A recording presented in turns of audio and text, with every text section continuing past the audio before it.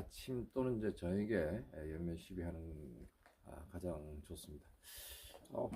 연면 시비하려고 하는 것은 오늘 그 요소는 요소 질소죠. 질소 46% 들어간 거하고 마그네슘, 붕소, 황산화연 이렇게 하려고 합니다. 그래 요소는 어떤 요소냐? 좀 자세하게 설명해야 돼. 이 요소는 질소가 9.2kg가 들어있어요. 46%가 질소인데 아주 부드럽게 이렇게 만들어졌어요. 그래서 물에 녹이면 금방 녹습니다. 물을 넣고 이렇게 저 같은 경우에는 이제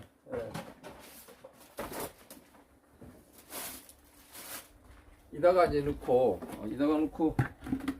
주걱을 이용해서 이 주걱을 이용해 갖고 이제 이렇게 해서 여기 이제 수입산품입니다. 수입품인데 인도산이에요. 인도산. 요 마그네슘을 이제 쓰고 있습니다. 마그네슘하고 그 다음에 이제 붕소. 농협에서 파는데 여기 한 3,000원씩이에요. 3,000원씩. 붕산 비료 이래가지고 요거 수용성입니다. 수용성. 그 다음에 이제 황산아연입니다. 요건데 작년에 이제 쓰던 거예요. 황산아연이 이게 5kg짜리인가 그렇습니다. 5kg. 근데 이거 올해 요거 쓰면은 쓰다가 이제 요 테이프, 청테이프입니다. 청테이프로 가지고 이렇게 봉해 놓는 게 좋습니다. 사용하시면은 그렇게 이제 사용하시면 되겠습니다. 그러면은 몇 퍼센트 넣느냐? 그 질소는 이제 1리터 넣습니다. 1리터고 그 마그네슘은 그 2.5kg. 2.5kg이면 요거 2개 반이네. 2개 반. 그 요소는 요로 가뜩 이렇게 넣으니까 1kg 나옵니다. 마그네슘 같은 거는 조금 좀 무게가 조금 더 나가더라고요. 그 요거 마그네슘 2.5kg 2개 넣고 한 반 정도. 붕소는 아까 얘기한 대로 500g 넣고 황산화연도 역시 그 500g 넣습니다. 그래서 이 성분별로 우리가 얘기를 하면은 질소는 수체 생장 촉진입니다. 그래 엽록소를 이제 활력 있게 잘 자라게 하는 거죠. 질소, 요소.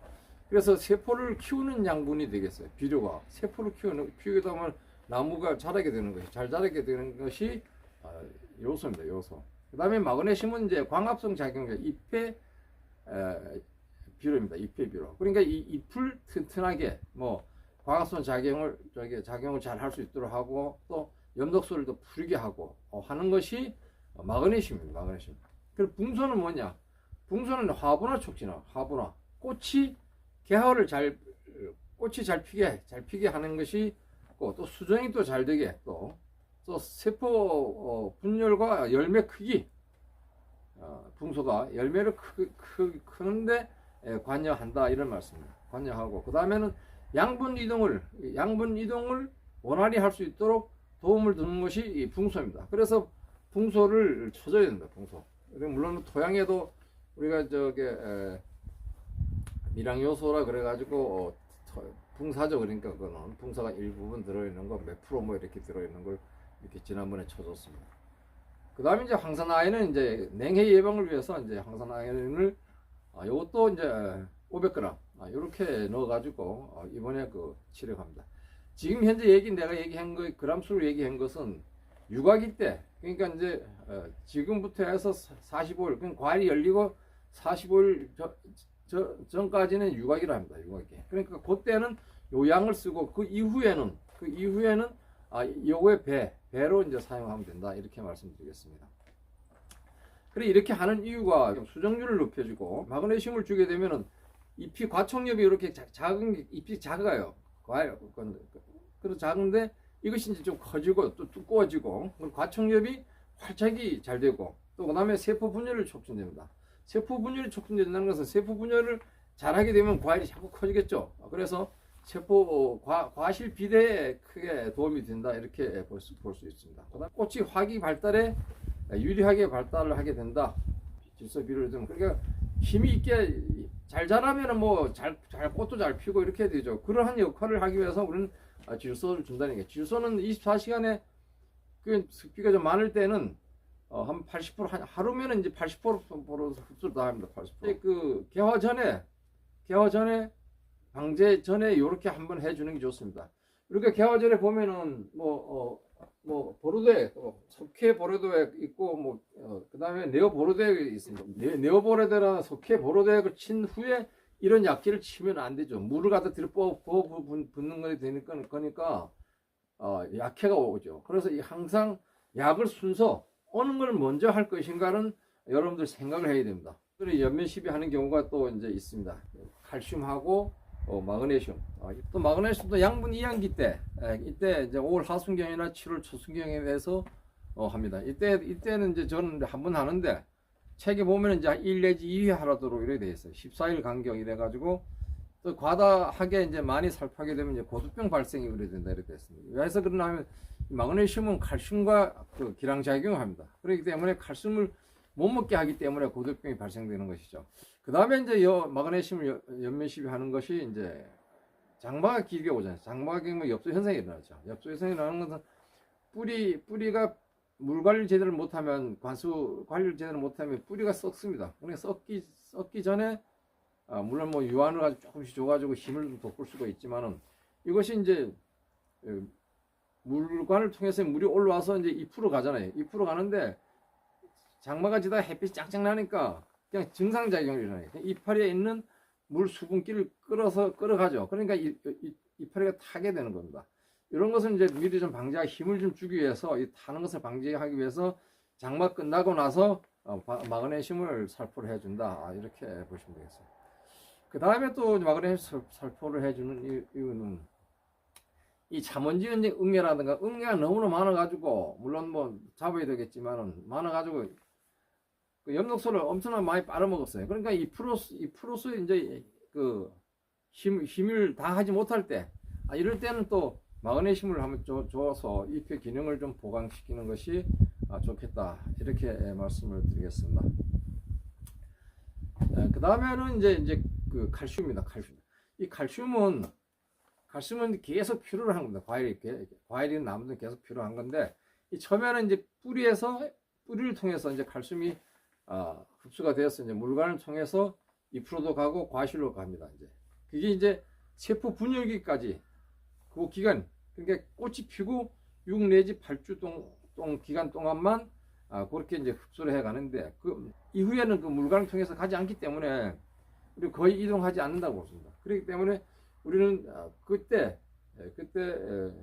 유가기를 다 지난 겁니다. 지나고 나서 꽃이 피고 6 내지 8주, 7, 8, 56일 지난 후에 주는 거예요. 그 다음에 칼슘을 한 1, 2번 정도, 1, 2회 정도 이렇게 주는 게 좋습니다. 한 번 줘도 되고 2회 되고 그 다음에 8월 이 정도 돼서는 한 달 동안은 사실 안 주는 것이 좋습니다. 과일이 막 비대하는 그 시기일 때는 이 칼슘은 세포와 세포 사이에 있는 펙틴이라는 성분을 꽉 잡아주는, 그러니까 과일을 단단하게 해주는 역할을 하는 거예요. 그 다음에 이제 수확 40일 전, 우리가 우리 만생종일 경우에는 10월 30일이니까 40일 전이니까 9월 한 20일 정도, 이때부터 한 5에서 7일 간격으로 해서 한 3번에서 5번 이렇게 칼슘을 쳐주면 되겠다. 이렇게 말씀을 드리겠습니다. 그때 그 칼슘을 줄 때는 그때 용도는 이제 0.3%에서 0.4%를 이제 염화칼슘을 이제 넣어가지고 하는데, 염화칼슘은 염화칼슘은 이제 여기 있어요.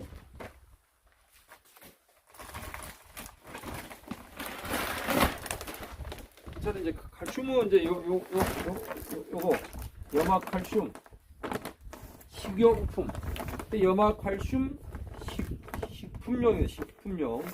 요거를 이제